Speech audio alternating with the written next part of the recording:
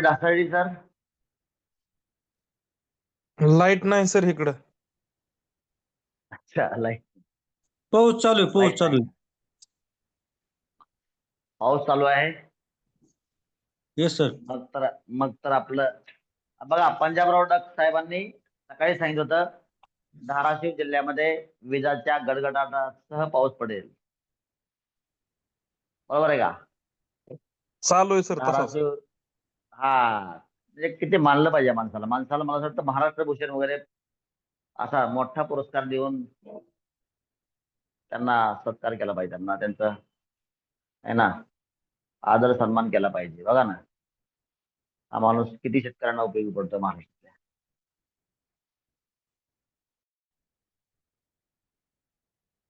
चला, teachers training, the show must go on.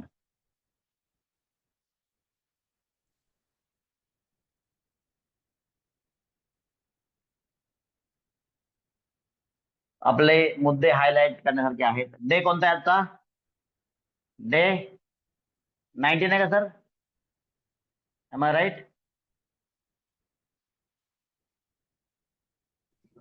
बरोबर आहे सर, डे 19.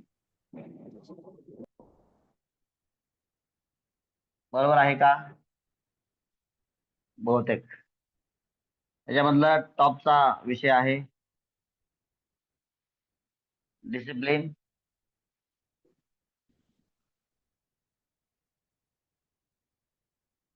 रीडिंग. रीडिंगचा सब topic आहे कॉमन रीडिंग.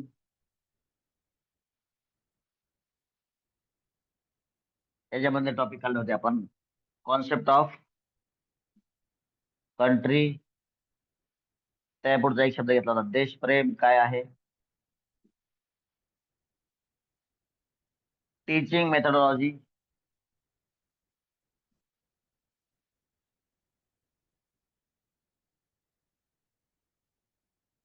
आपण कंट्री आणि देशप्रेमावर कंटिन्यूस बोलत आलेलो आहोत. डिसिप्लिनवर देखील बऱ्यापैकी, पण तो चालूच राहणार आहे. आणि एक टॉपिक होता food habits.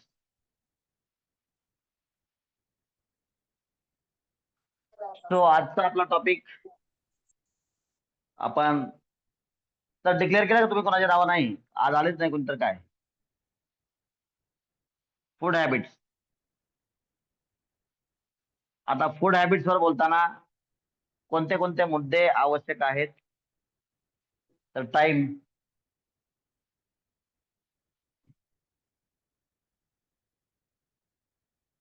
Time of eating and drinking खूप महत्वाचं आहे. What to eat and drink, nutrition. मुद्दाम हे लिहित असताना याच्यामध्ये स्प्राउटेड ग्रेन्स आपण मुद्दाम सहभाग करू. मिल्क असेल किंवा एग्ज असतील for non vegetarians. Then pulses असतील, सिरियल्स.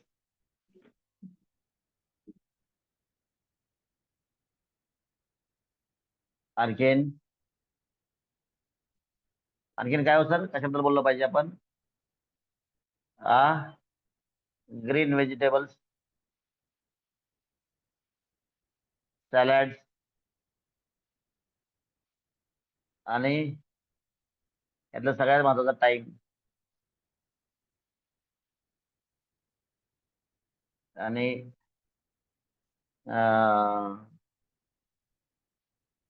हाऊ मेनी टाइम्स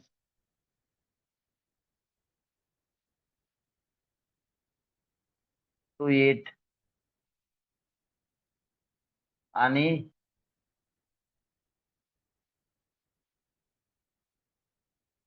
त्याला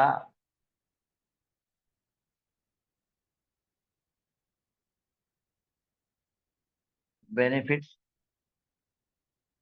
और लॉसेस, याला काय म्हणता येईल तुम्हाला? मेरिट्स अँड डिमेरिट्स, बरोबर आहे का?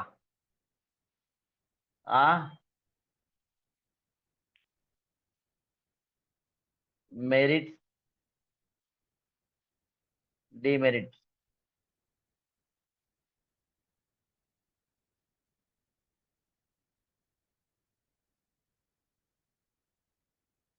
Eating.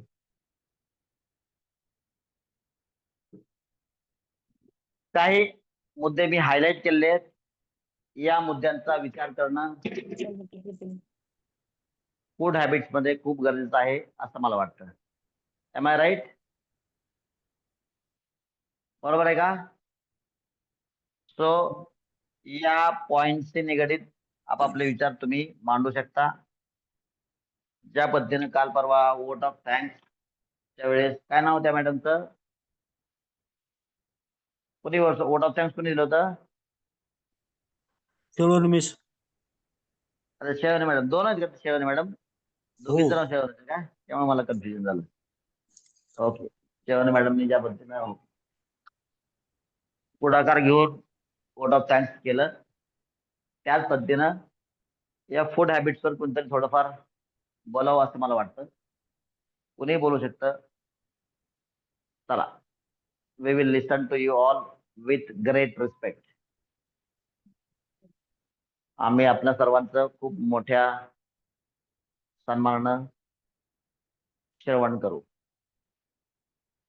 Sir, yes sir, Kawale sir, go ahead.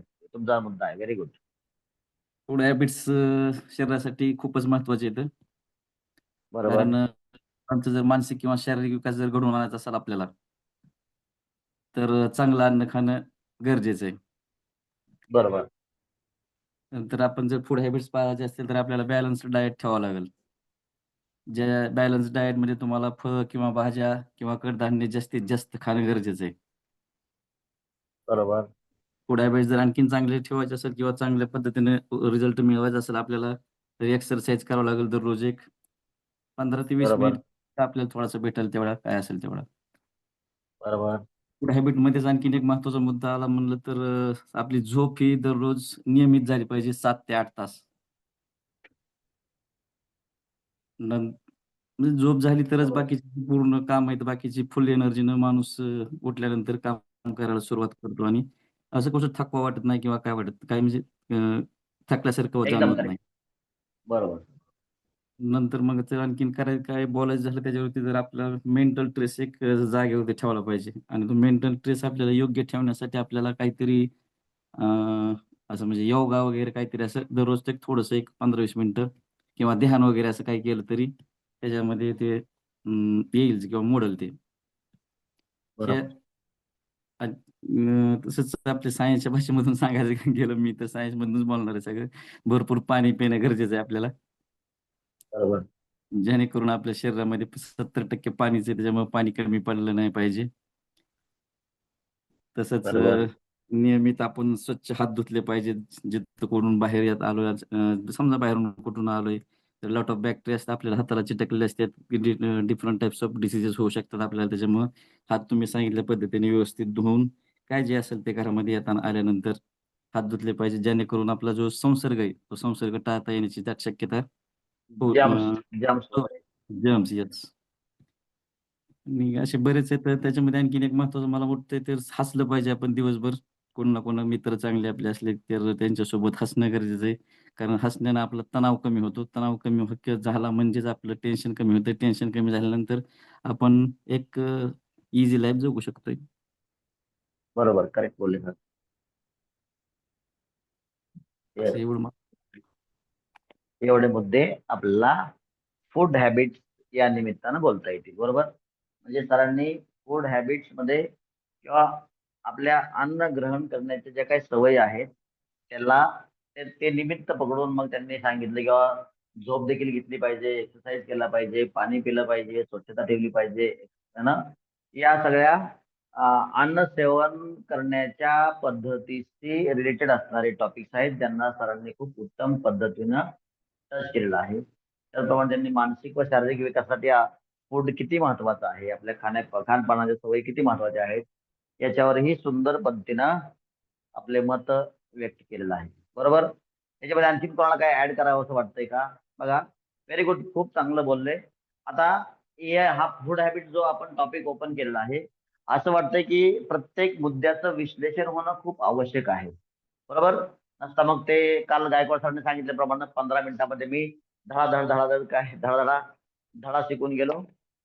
तसं तर आता ह्या धड्यामधील जे काही वेगवेगळे कॉन्सेप्ट आहेत, त्या प्रत्येक कॉन्सेप्टवर मंथन होणं आवश्यक आहे, हे मला तितकंच गरजेचं वाटतं. बरोबर. चला, कोणाला काय मंथनासाठी काय मुद्दा घ्यायचा असेल तर घ्या आणि त्याच्यावर थोडंसं मंथन करण्याचा प्रयत्न करा. चला, कोण येते पुढं? Kawale sir, very nice. खूप सुंदर पद्धतीने तुम्ही व्यक्त केलं आपलं सायन्सच्या दृष्टिकोनातून मत. Very good. हा, आहे कोणी? लाल काला नीला पिला हरा भरा, माय का बाप का, असं काहीतरी बोला. Very good. कौन आता है सामने? सेकंड आपले पुढे चालले. तर फूड हॅबिट मध्ये आणखीन आपण त्याचं टायमिंग बरोबर, करेक्ट आहे. पण त्या फूड हॅबिट मध्ये आपण कुठल्या वेळेला कुठलं घेतलं पाहिजे. हम्म. त्याच्यासोबत एक्सरसाइज खूप महत्वाची आहे. बरोबर. एक्सरसाइज हा, महत्वाची. पचन, तर जेणेकरून पचन होईल आपलं अन्न. हा, तेवढाच कमी वाटत होता टायमिंगचा. ओके, तेवढा मुद्दा कमी वाटला. बर, मग घेऊ का विश्लेषणाला मी आता पुढं आपल्या सगळ्यांच्या परवानगीनं? विश्लेषणाचा टॉपिक घेऊ का? येस ऑर नो सांगा. Yes sir. ओके. बघा, जेव्हा आपण फूड हॅबिट्स या हेडिंगचा उल्लेख करतो, फूड हॅबिटचा अर्थ आहे की आपल्या खानपानाच्या सवयी ह्या कशा असल्या पाहिजेत, आणि खरंच याची अक्कल आपल्याला, ऍव्हरेज माणसाला, ऍव्हरेज व्यक्तीला आहे का? तर उत्तर आहे बिग नो. बरं, काही लोकांना फक्त अक्कलच आहे, फक्तच अक्कल आहे बिनाकामाची काही लोकांना, आणि अतिशय अल्प प्रमाणात एकदम एका दुक्का लोक काय करतात, ते पाळण्याचा प्रयत्न करतात, आणि त्याच्यामधीलही अतिशय अल्प प्रमाणात लोक पाळण्यासाठी काय होतात, सक्सेसफुल होतात. तर सगळ्यात पहिलं आपण आपला दिवस चालू कुठं झाला पाहिजे? सकाळी न होता चालू होता सरांनी बोलल्याप्रमाणे आपली झोप ही आपल्या वयाला अनुसरून साधारणतः 7 तास, म्हणून तुमच्या सगळ्यांची वय गृहीत धरून 6 ते 7 तास, 7 ते 8 तास म्हणण्यापेक्षा 6.5 ते 7.5 तास दरम्यान मी धरेल.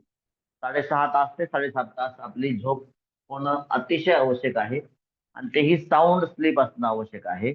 झोपायचा टाइम, स्टँडर्ड टाइम हा संध्याकाळी 10 ते सकाळी 4, 4:30, 5 पर्यंत असला पाहिजे. 2 तास तिकडं आणि 6 तास इकडं. साधारणतः 5:30, 10 झोपल्या 5:30 च्या नंतर तुम्हाला झोपच येणार नाही. याचा अर्थ तुम्हाला झोप किती तासांची रिक्वायर्ड आहे? 5 च्या नंतर तुम्हाला झोप नाही येणार. 5, 5:30 ला साधारणतः ते 5 आणि ते 2 म्हणजे 6.5, 7 तास तुम्ही शांततेची झोप तुम्हाला मिळते 10 ते 4:30, 5 पर्यंत. त्याला झोप म्हणजे काय बघा. सगळ्यात पहिलं, झोप म्हणजे काय हा मुद्दा समजणं खूप आवश्यक आहे. माझ्याकडं 4-5 मिनिटं आहेत का? Yes sir, yes sir. 4 ते 5 मिनिटं आहेत वाटतं ना? हा. ओके. बघा, झोप म्हणजे काय हा मुद्दा कळणं खूप आवश्यक आहे. जसं आपण मोबाईल डिस्चार्ज झाल्यावर चार्जिंगला लावतो, त्याच पद्धतीनं आपल्या बॉडीला काय असतं, एनर्जीची रिक्वायरमेंट असते, आणि 24 तास आपलं शरीर काय करत असतं, एनर्जी फॉर्मेशन करत असतं. एनर्जीचा कारखाना आहे आपलं शरीर. म्हणजे काय? एनर्जी निर्मितीचा कारखाना आहे. मग एनर्जी कशाला लागते? तुम्ही एक काम करा, तुम्ही सहज अगदी पापणी न टाकता एकटक कुठतरी बघण्याचा प्रयत्न करा, आणि टाइम बघा. तुम्हाला काय वाटतं, तुम्हाला काय दिसतं की 1 मिनिट, 1.5 मिनिट, 2 मिनिट, 3 मिनिट काय असेल ते व्हॉट एव्हर टाइम रिक्वायर्ड, तुम्हाला असं वाटतं की पापणी खाली टाकावी. याचा अर्थ काय? याचा अर्थ बघण्यामध्ये देखील आपल्याला काय पाहिजे? एनर्जी पाहिजे. म्हणजे energy is required for each and activity that we are doing throughout of day. जे आपण दिवसभर काहीही काम करतो, समजा मी हात असा वर उचलला, तर कधी कधी बघा आपण आजारी असतो आणि आपण म्हणतो हे हात देखील उचलत नाही हो, म्हणजे काय? You do not have sufficient energy to raise your hand to the certain height. It means energy is required for each and every activity that you are doing. Internal organs also need some energy, sir. काय म्हणता? Internal organs also need some energy. Internal organs म्हणजे काय? जे machine चालते that machine itself requires energy to run that digestion वगैरे जे energy निर्माण करायची ना ते देखील बनवायला एनर्जीच पाहिजे. समजलं? So Yes, sir. Energy is required to generate energy itself. So internal organ असतील एक्सटर्नल ऑर्गन असतील. आता सरांनी हे का सांगितलं? कारण मी फक्त एक्सटर्नल ऑर्गन सांगितले. आपल्या ज्या काही क्रिया आहेत शरीरामध्ये अनेक प्रकारच्या क्रिया मायक्रो फंक्शनिंग आहे शरीरामधलं. एकदम जटिल व्यवस्था आहे सगळी सिस्टम. त्या प्रत्येक गोष्टीला एनर्जी गरजेची आहे. मग ते तुमच्या मेसेजचं तुमचं त्याला आपण कम्युनिकेशन म्हणतो. Transmission and receiving of the messages from brain to the whole part of body. Everywhere energy is required, and energy flows in the form of electrons again throughout our body. Again, so science आहे, फुल science आहे. Body is full science. तर ही energy काय होतं? Suppose मी तुम्हाला diagram, छोटीशी diagram म्हणजे खूप मोठी नाहीये. सपोज हा टँक आहे, हा एनर्जीचा टँक आहे आणि याला अनेक अशा काय आहेत? टॅप्स आहेत, तोटे आहेत. म्हणजे जेवढे काही फंक्शन्स आहेत प्रत्येक फंक्शन म्हणजे एक तोटी आहे. प्रत्येक फंक्शनला वेगवेगळ्या तोटीतून काय होतं? एनर्जी जाते.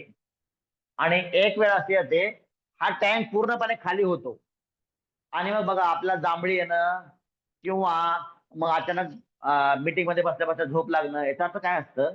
बॉडी मध्ये एवढं एक्झॉशन चाललं असतं तर बॉडी म्हणते तू थोडस 2-4 काय होतं काय म्हणते 2-4 जे आहेत ना हे टॅप बंद करा जेणेकरून तो एनर्जीचा थोडासा संचय होईल आणि संचय झाल्यास पुन्हा आणखीन एनर्जी वापरता येईल आपल्याला. पण आपण म्हणतो 10 मिनिट थोडस नॅप घेतली ना दुपारची, मस्त फ्रेश वाटतं. What do you understand by fresh वाटतं? तो सायंटिफिकली काय आहे की या टँक मध्ये बघा लक्षात घ्या. आपण मोबाईल मध्ये काय करतो? मोबाईलच्या अगोदर नेट बंद करतो, हे फंक्शन बंद करतो, ते फंक्शन बंद करतो आणि नंतर मग त्याला चार्जिंग लावतो. म्हणजे काय की आउटलेट बंद करतो आणि इनलेट म्हणजे काय चार्जिंग पॉईंट चालू ठेवतो. मग त्या टँक मध्ये एनर्जीचा संचय होतो, एनर्जी साठते. तर झोपेमध्ये हेच होतं. झोपेमध्ये देखील आपण जेवण केलं असतं आणि जेवण केल्यामुळे काय होतं? एनर्जीचं फॉर्मेशन चालू असतं. ते फूड पासून एनर्जी बनवण्याचे काही कारखाना आहे तो चालू असतो. आणि अशा वेळेला आपल्या जर शरीराच्या सगळ्या जर क्रिया आपण मंदावून घेतल्या, एकदम बंद केल्या तर एनर्जी काय होतं? सगळ्या तोट्या बंद होतात आणि एनर्जीचा संचय होतो. हे निसर्गानं बनवलेलं एक सिस्टम आहे की रात्री चार्जिंग करायचं आणि दिवसभर ती काय करायची? एनर्जी आपल्याला वेगवेगळ्या कामांसाठी वापरायची. दिवसभर डिस्चार्ज होते, रात्री परत आपण आपलं शरीर बंद करायचं. अशा वेळेला लक्षात घ्या, अशा वेळेला काय होतं? आपल्या डायजेस्टिव्ह सिस्टमला देखील एक विशिष्ट प्रकारचा मेंटेनन्स असतो किंवा शरीरामध्ये काय कुठं हानी झालेली असते त्याला ते मेंटेन करायचं असतं. अशा वेळेला मग काय आहे की तुमची एनर्जी हे डायजेशनसाठी न वापरता ते बॉडीचे पार्टच्या दुरुस्तीसाठी आवश्यक असते. आणि अशा वेळेला तुम्हाला त्याच्यामुळं जेवणाचा टाइम ठेवलेला आहे. सूर्य आकाशात दिसेपर्यंत जेवायचं आहे. तात्पर्य मी माझा नियम त्याच्यामुळे ठेवला. मला सांगितलं गेलं की 6 वाजता जेवायचं. अरे म्हणलं 6 वाजता जर मी जेवलो तर डायजेशन हे 6च्या पुढे होईल ना. मग 6च्या पुढे तर सूर्य नाही तिकडं. त्याचा अर्थ माझं इकडं जे काही अग्नी आहे तो जठराग्नी प्रदीप झाला ते आग विझून जाणार आहे. मग पचन नाही होणार. तेव्हा मी माझा नियम बनवला 4 ते 4:30ला मला जेवायचं, त्याच्यानंतर जेवायचं नाही. का? Because body goes for maintenance through out night. म्हणून ही जे नाईटचा जो समय आहे ना झोपेचा तो खूप महत्वाचा आहे. आणि 7 ते 6:30 6:30 ते 7:30 तास तुम्हाला परफेक्ट झोप पाहिजे. आणि सहसा ही झोप खाली पोट असावी. खाली पोट याचा अर्थ काय? 4-4:30 जेवल्यानंतर परत जेवायचं नाही. कारण का तुम्ही जर जेवले तर मग शरीराने स्वतःला मेंटेन करायचं का ते अन्न पचन करत बसायचं? तात्पर्य त्या इंटेस्टाईनला तुम्हाला आराम द्यावा लागतो. आराम जर नाही दिल्यास मला जे बोलता येत नाहीत असे जर्जर रोग 40, 45, 50च्या आसपास होतात. आणि माणूस म्हणतो मला रोग का झाला? अरे त्या इंटेस्टाईनला तू कधी आराम दिलास का? हा एक विषय झाला की रात्री हा टाइम टाइम जो यांनी मुद्दाम गोरे सरांनी जो स्ट्रेस दिला होता टाइमवर, त्या पॉइंटवर थोडासा इम्पॉर्टन्स द्यायला सांगितलं होतं. त्याचा मेन काय आहे किंवा नेमकं मी जेवायचं किती वेळा? सहसा आपलं आयुर्वेद सांगतंय की 2 वेळेस जेवायचं. तुम्ही ज्या वयात आहात आता सगळे 2 वेळेस जेवायचं आणि 2 जेवणाच्या मध्ये पाण्याशिवाय काहीच घ्यायचं नाही. पाण्याशिवाय काहीच घ्यायचं नाही. बरं काय घेण्याची परवानगी आहे? तर आपल्या इथे समजुती आहेत. बघा हे फक्त इन्फॉर्मेशन आहे. आता ज्याला जे समजतं त्याप्रमाणे त्यांनी ते पाळायचं. वेगवेगळ्या सोर्सेसनं आपण तुमच्या पद्धतीनं तुमचं नॉलेज ग्रहण करायचं. तर काय घेणं तुम्ही अलाउड आहे? काकडी खाऊ शकता, गाजर नाही. ज्या ठिकाणी कॅलरीज अत्यल्प आहेत, ताक ते पण 2 चमचे दह्याचं ताक 1 ग्लास भरून बनवायचं किंवा ताक असेल ऑलरेडी तर ताकात पाणी टाकून प्यायचं. म्हणजे एकदम पातळ असलं पाहिजे जेणेकरून त्या ठिकाणी तुमच्या पॅनक्रियाज मधून ते तुमचं इन्शुलिन सिक्रेशन नाही झालं पाहिजे. बिकॉज अगेन तिथं पण मर्यादा आहे. लाईफ मध्ये एक अमाऊंट ऑफ टाइमलाच इन्शुलिन सिक्रेट होतं. हा देखील मुद्दा आहे. तो खूप जटिल मुद्दा आहे आतला. तात्पर्य खानपानाच्या सवयीमध्ये खाण्याचा टाइम खूप गरजेचा आहे. संध्याकाळी जेवलंच नाही पाहिजे 6च्या आणि लोक निवांत डिनरला खूप महत्व देतात लाईफमध्ये. तर आपण एक शिक्षक म्हणून जेवणात समजून घेतलं पाहिजे. कारण जेवणात जर समजलं तर जीवन जगता येतं. सहसा माझा अनुभव असा म्हणतो की 40-42च्या नंतर किंवा 40च्या आसपास 38च्या नंतर तुम्हाला न जेवल्यामुळे मरण येत नाही, तर जास्त वेळा जेवल्यामुळे मरण येतं. तुम्हाला जास्त दिवस आपल्याला फ्रेश ठेवायचं असेल तर साधारणतः 4:30-5 तुम्ही तुमच्या आपली शाळा मला असं वाटतं 4ला सुटते, 5, 5:30, 6ला किंवा 5 ते 6च्या दरम्यान जेवण करा. कारण का सूर्य मावळल्यानंतर देखील काही आपल्याला ते दिसत नाही मात्र तिथं बऱ्यापैकी ऊर्जा असते. तर 6 ते 7 त्याप्रमाणे तुम्हाला तुमचं डायजेशन होऊ शकतं. हे हळूहळू लगेच शक्य नाही. काही लोक 10 वाजता जेवत असतील तर त्यांना लगेच आज 6 वाजता शक्य आहे का? नाही. मग त्यांनी हळूहळू 9 वाजता काही दिवसांनी काही दिवसानंतर मग 8:30 वाजता असं हळूहळू करत करत करत करत अलीकडे येणं गरजेचं आहे. दिस इज जस्ट इन्फॉर्मेशन. हे तुमच्या आपल्या बुद्धीला पटलं तर याला पाळायचं. सो फूड हॅबिट्स या सदरामध्ये आपण एवढं सगळं इन्फॉर्मेशन आवश्यक असलेलं आपण काय करतोय या ठिकाणी मंथनासाठी घेत आहोत. मग यातून जे लोणी मिळेल ते लोणी कोणाला मिळेल ते जे योग्य वापर करतील या सगळ्या गोष्टींचा त्या सगळ्यांना यातून निघणाऱ्या लोण्याचा फायदा होईल. समजतंय? सो सगळ्यात महत्वाचं जास्त पॉईंट न कव्हर करता सगळ्यात महत्वाचं 4:30च्या नंतर तुम्ही 6च्या आत कधीही जेवण करा, त्यानंतर जेवण करू नका. सकाळी तुम्ही उत्तम आहार घेतला पाहिजे. साधारणतः ते पण सांगतो साधारणतः रात्री जे मेंटेनन्सचं शरीर जातं ना, शरीर जे मेंटेनन्स जातं साधारणतः 8च्या नंतर 7-8च्या नंतर म्हणजे काय 6च्या नंतर हे मेंटेनन्सची तयारी करतं. म्हणजे गाडी पार्किंग वर लावायची योग्य ठिकाणी योग्य आणि नंतर मग खोलाखोलीचं काम होतं. आणि नंतर एकदा गाडी खोलली की सकाळी तयार गाडी कितीला होती माहिती आहे का? 8 वाजता. तोपर्यंत तुम्ही स्टार्टर मारायचा नाही. म्हणजे 8च्या अगोदर जेवायचंच नाही. काय काय लोक असतात आता मला लवकर निघायचंय 6 वाजता जेवायचं. पण शरीर झोपलेलं आहे. शरीराचं सिस्टम झोपलेलं आहे. त्यासाठी मी उत्तम उदाहरण दिलं होतं. एक कामगार आहे तो झोपलेला आहे. तुम्ही विटा त्याच्याकडे देताय आणि तो जर कामगार जागा असेल तर तो काय करतो तुमच्या हातातून वीट घेतो आणि ते योग्य ठिकाणी ठेवतो. मात्र कामगार झोपलेला असताना तुम्ही त्याच्या अंगावर विटा टाकताय. मग उठताना तो असं बापरे माझ्या अंगावर एवढ्या विटा पडल्या. तो आपला कामगार म्हणजे आपलं डायजेस्टिव्ह सिस्टम आहे आणि विटा म्हणजे आपण त्याच्या बोकांडी टाकलेलं अन्न आहे. ठीक आहे. तर हे अन्न कधी टाकायचं? जेव्हा तो कामगार जागा असेल तेव्हा त्याच्या हातामध्ये विटा द्यायची आपण. म्हणजे तो योग्य ठिकाणी लावतो. म्हणजे काय ती एनर्जी योग्य ठिकाणी त्या पद्धतीने त्या सिस्टम कडून पाठवली जाते, ऍब्सॉर्ब केली जाते. अदरवाईज अडचण आहे. तर सकाळी 8 ते संध्याकाळी 6 हाच खाण्याचा उत्तम टाइम आहे. खाण्याचे स्टँडर्ड रिपिटेशन फक्त 2 असावेत. मेजर खाण्याचे फक्त 2 असावेत. दिवसातून 2 ते 3 लिटर पाणी आपण पिणं गरजेचं आहे. खाण्यामध्ये खूप महत्वाची गोष्ट अशी आहे की 32 वेळाला कमीत कमी चावलं पाहिजे. आपण म्हणतो जे चावलेलंच आहे जे बारीकच आहे त्याला पण 32 वेळा चावायचं का? तर येस. बिकॉज चावणं हे फक्त बारीक होण्यासाठीच आवश्यक आहे असं अजिबात नाही. तर त्या ठिकाणी जे काही एन्झाईम सिक्रिशन होत असतं. पचनासाठी आवश्यक असणारे ते सगळे आपल्या तोंडातच लाळ ग्रंथीद्वारे त्याच्यामध्ये सगळे केमिकल्स असतात ते, आणि ते प्रॉपर व्यवस्थितपणे मिक्स होण्यासाठी आपल्याला त्याला त्या ठिकाणी चर्वण करणं, बराच वेळ चर्वण करणं गरजेचं आहे. चर्वण हे फक्त अन्न बारीक करण्यासाठीच नाही, तर त्या लाळ ग्रंथी मधून तयार झालेले जे केमिकल्स आहेत ते त्यामध्ये मिक्स होणं गरजेचं आहे. आणि ते मिक्स झालेलं त्याचं ते डायजेशनसाठी त्या केमिकलची, एन्झाईमची गरज असते, आणि तिथे ते प्रॉपरली मिक्स होतात. जर त्या ठिकाणी आपण चर्वण चांगलं नाही केलं तर आपलं डायजेशन प्रॉपर होत नाही. इवन पाणी पिताना देखील नियम असा आहे की पाणी हे काही काळ, आता हे सगळं तेवढं तंतोतंत पाळणं किती अवघड आहे बघा. पाणी हे एक ठराविक सेकंद इथं अगोदर तोंडात साठवून ठेवणं गरजेचं आहे. दुसरी गोष्ट, पाणी हे कुठलं पेलं पाहिजे तर पाणी हे वार्म वॉटर पिलं पाहिजे. थंड तर अजिबातच नाही. नॉर्मल रूम टेम्परेचर चालेल एक वेळेस, मात्र वार्म वॉटर हे ऍडव्हिजिबल आहे.